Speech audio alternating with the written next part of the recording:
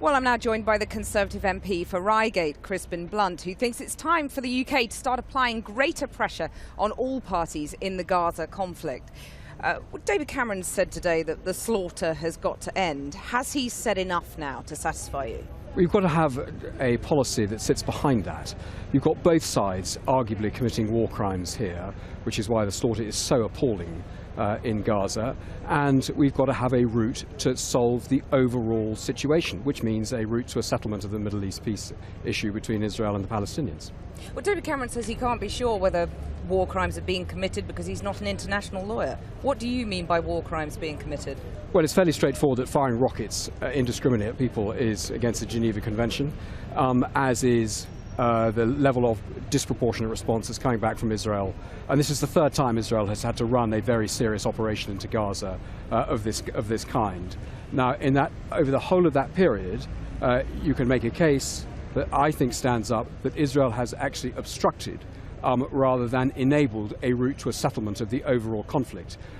It complains it doesn't have a negotiating partner when it ought to get serious about helping its partner. Well, so how do you want UK government policy to change then? Well, I think we've got to say to the Israelis, you are our liberal democratic allies here. We expect you to adhere to the highest possible standards. You're representing our values in the region in that sense as a democracy.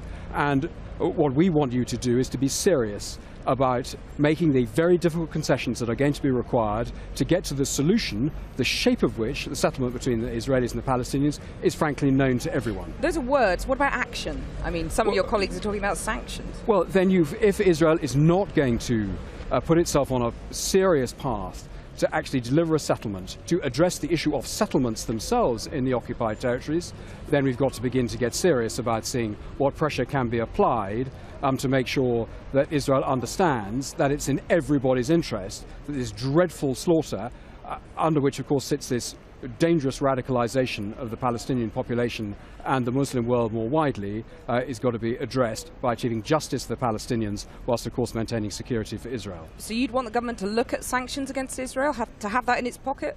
Of course it has to have that in its pocket. It's in everyone's interest that we address this issue properly, and we've got to understand we've got two sides here, both of which enjoy popular support from their people for conflict, which in the end is just leading us absolutely nowhere, but to the murder and mutilation of hundreds, if not thousands, of innocent people. So to be clear, the bombing of schools, UN schools, do you believe that is a criminal act? I think, frankly, it probably is. But then there will obviously be inquiries about whether Hamas have been firing rockets and storing weapons in places that are banned under the Geneva Convention.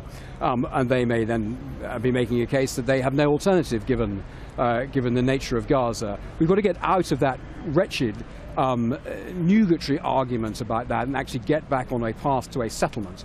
And we've got to get both parties focused on the fact that a settlement to this conflict has got to be the priority, and it's not got to be disrupted because one side or the other does not wish to make the necessary concessions. In a word, how widespread is the dissent on Conservative backbenchers? Well, it's not dissent, it's concern about just the awful consequences of us 100 years after this story really began with understandable Jewish immigration into Ottoman Palestine, that we've failed to address this. It's in everyone's interest now that we've finally got to get to grips with this. Crispin Blunt, thank you very much for joining me.